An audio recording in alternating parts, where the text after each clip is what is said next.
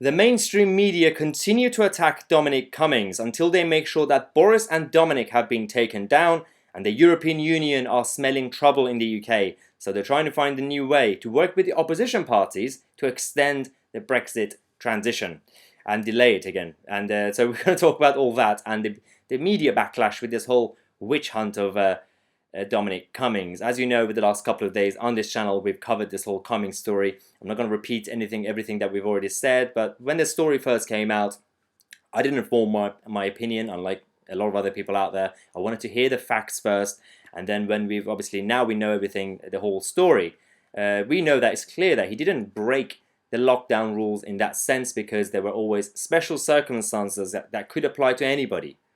Nothing to do with his position, especially when it comes to childcare. There were a lot of people out there who said, well, what about me and my family? We needed childcare support. Well, you were entitled to also do the same thing. And in terms of him traveling back to London to go to work or wherever he was driving, doesn't really matter, because he was a key worker, and key workers are allowed to travel to work. People forget about that fact. But regardless of what he did, whether it was right or wrong, whether he broke the rules or not, that's all irrelevant, because this is a witch hunt done by the media, and this is a personal vendetta against him and the Brexiteers, because Dominic Cummings was the one behind the success of the Vote Leave campaign, the Brexit campaign. This is the same person who was behind the Boris's leadership election that was successful. Again, the same person who was behind the 2019 general election that gave the Tories a stonking majority of 80 new MPs, 80 MPs. So this is a personal thing for these people.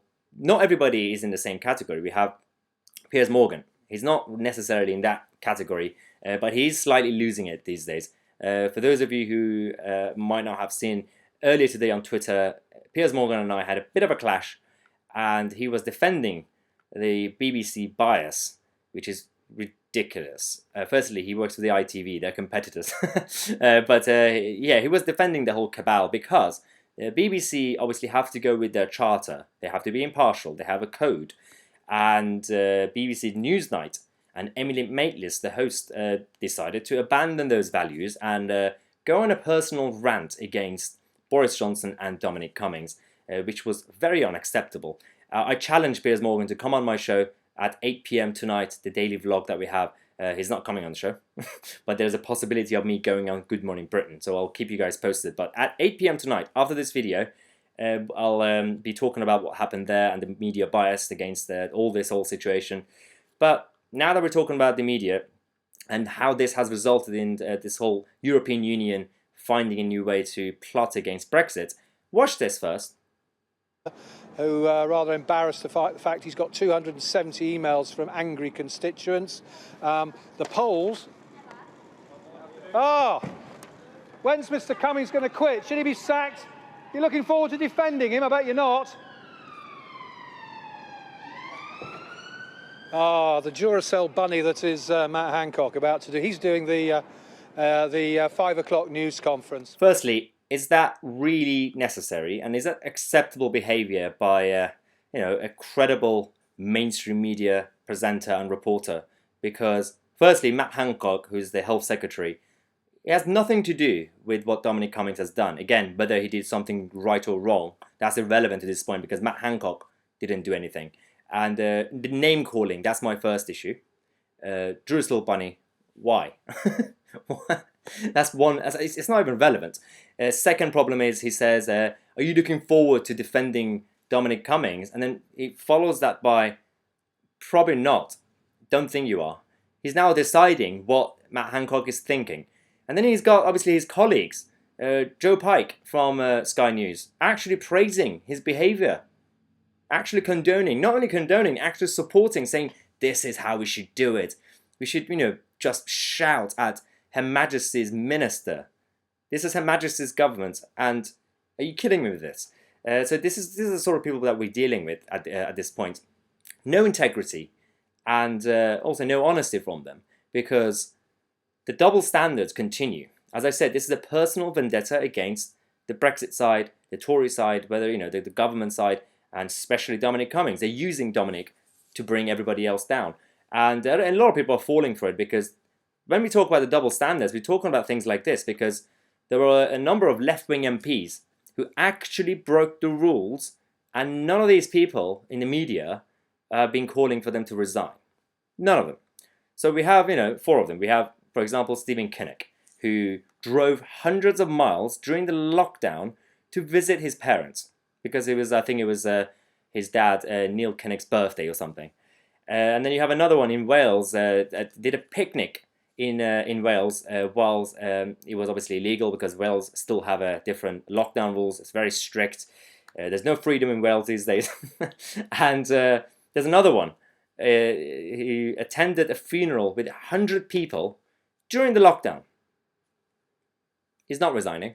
And then another one attended a birthday party during lockdown, an actual birthday party. None of these cases were a special situation. None of these actually entitled them to get extra support.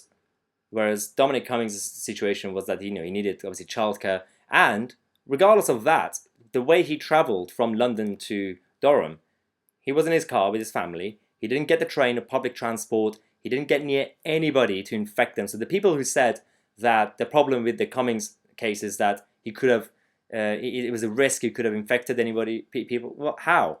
He was socially distancing from everyone. And if it's because of the principle of we had a lockdown and you need to respect it, well, again, we didn't have an Italian-style lockdown. This was not a full lockdown. There were always essentially loopholes and leeways where if you needed to, you could have done it. We also had in the police guidelines, since April, no one's talking about this, by the way, that you could even go and move in with your friend if you, for example, were facing some domestic issues at home or mental health issues. You were still also allowed to do that, actually move in with a friend. But again, just none of these people in the media are talking about this. This is a double standard we're talking about. But I always try to be objective. When the government does something good, I support it. When they do something stupid, I criticize them. We have something stupid done by the government, and I'm going to talk about this now. As I said, Dominic Cummings it was kind of childcare situation. There were also a lot of other families who did this, and they were fined by the police, and they were stopped by the police, and they were fined. Yesterday, Matt Hancock said that we are going to be looking into it to cancel these fines. But now they've made a U-turn. The government will not review the fines that were issued to families who travelled to get childcare in lockdown. Despite the Health Secretary, Matt Hancock, promising during yesterday's press briefings in Westminster that he would look into this case and he would talk to the Treasury and the Chancellor, Rishi Sunak. Apparently that's not happening. So I don't know if this is because of the bureaucracy and how hard it is to get it done, or why? Because Dominic Cummings didn't get into trouble, and he got away with it because he wasn't stopped by anybody. But there were also a lot of other families and people who were doing the same thing, and they were stopped by the police and they were fined. So this is not right, and the government needs to fix this. Seriously, it's kind of embarrassing. You can't really go with this. But the European Union, as I said, they are getting desperate. So what they're now trying to do is they've written a letter to the opposition parties in the UK, especially the Labour Party and Sir Keir Starmer, the new Labour leader, begging them to support them, to put pressure on the government to extend the Brexit transition by 2 years. Why 2 years? Why not 1 year? Why not 5 years? So Michel Barnier writes to opposition parties confirming that the EU is open to extending the Brexit transition phase by 2 years. And the problem with this is that these guys have been following what's happening in the media with the Cummings witch hunt and everything. And they have smelled an opportunity. They know that they can't actually oppose Boris Johnson in Parliament because Boris has a stonking majority of 80 and he would win any vote that comes his way. And especially on this issue, obviously, we have some Tory rebels on other issues. So what they think they're trying to do, and they think they're being clever, it could actually work, you never know, is that they saw how the mainstream media, how powerful they are in this country.